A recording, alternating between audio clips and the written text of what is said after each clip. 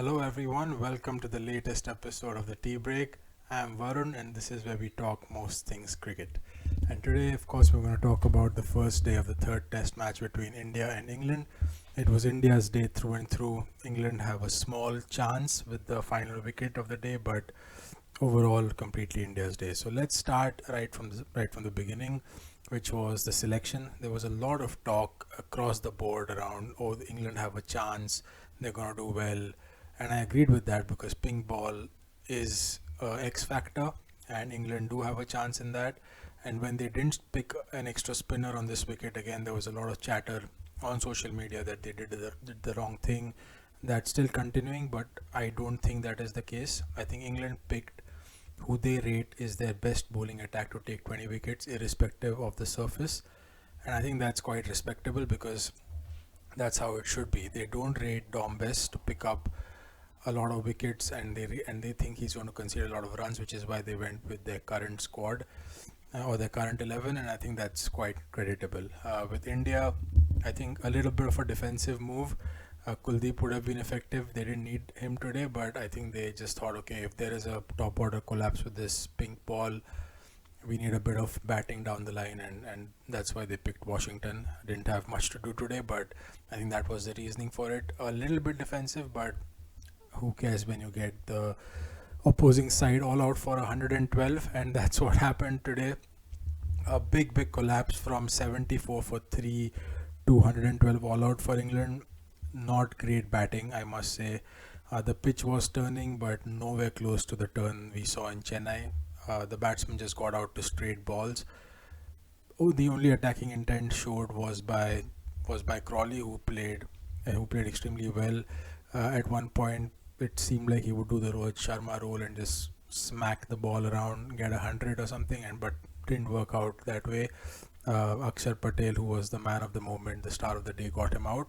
But the rest of the England batsmen didn't show intent at all again. Similar to what I was talking about in the second test, just trying to push and prod and defend does not work on an Indian turning wicket. You have to score runs.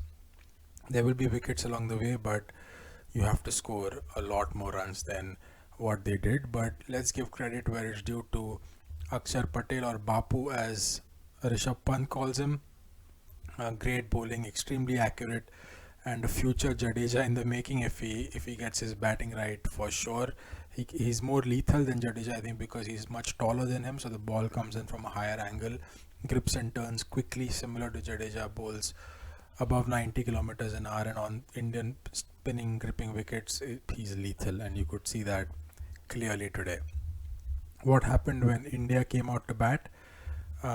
Gill looked out of sorts. He took a lot of time settling in, 30 deliveries. First, the Ben Stokes catch, that was a point of contention. I mean, clearly was on the ground. Every replay, or the two replays that the third umpires showed, clearly showed that the ball was on the ground.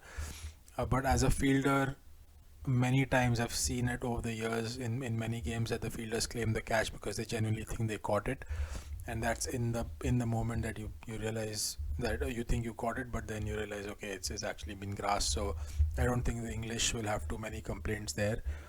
Tried to play the pull to Archer, Shubman Gill, but top edged it way outside off, tried to pull it. Not a great shot. I think he threw his wicket away there. Rohit Sharma, on the other hand, you can just bank your house on him in India that he's going to score. The way he's scoring in Test match cricket at the moment, when it comes to playing in India, is just incredible.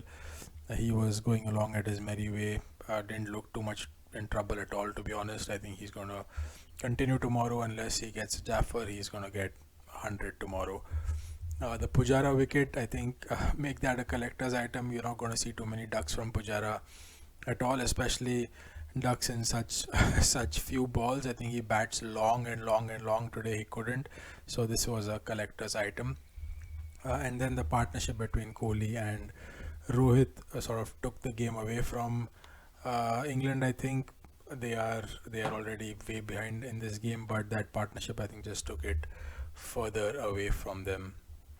And then the final point, big point of contention, was the third umpire's call when it came to Rohit Sharma's stumping.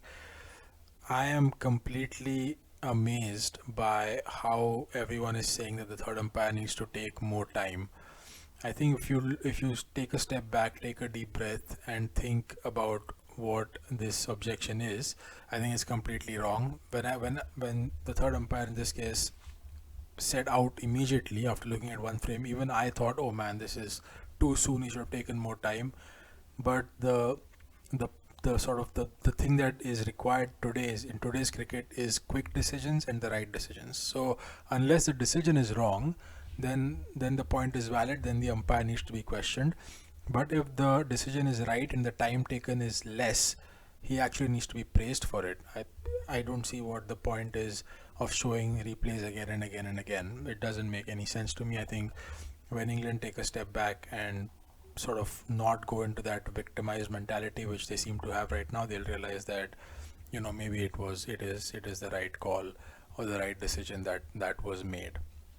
In any case, whatever happens, if you get out at 112 in the first innings of a test match in under 3 sessions, then I mean, whatever you do, you're going to lose this game. I mean, unless you get an absolutely stunning spell from one of your bowlers, nothing's going to happen.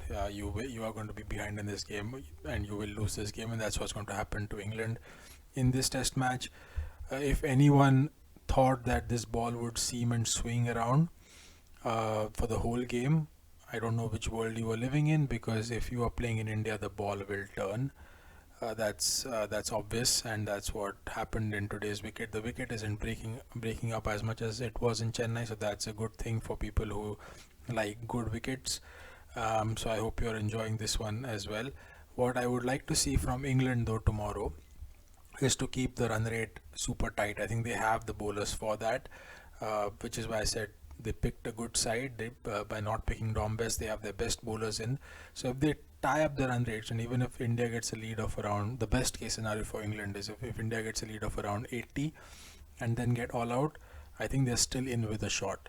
But if India get a lead of more than 120, cross 150, then the game is over. So England behind in this test match. I hope they don't get into that victimized mentality and they come out fighting tomorrow. India, on the other hand, are in a very comfortable position. Good chance for some of the players to get some more runs, and then good chance for the spinners again to come back and clean up this England side. This match I don't think will go beyond 3 days. Unfortunate for the spectators, but that's how it is. So have a good evening, and I will see you tomorrow.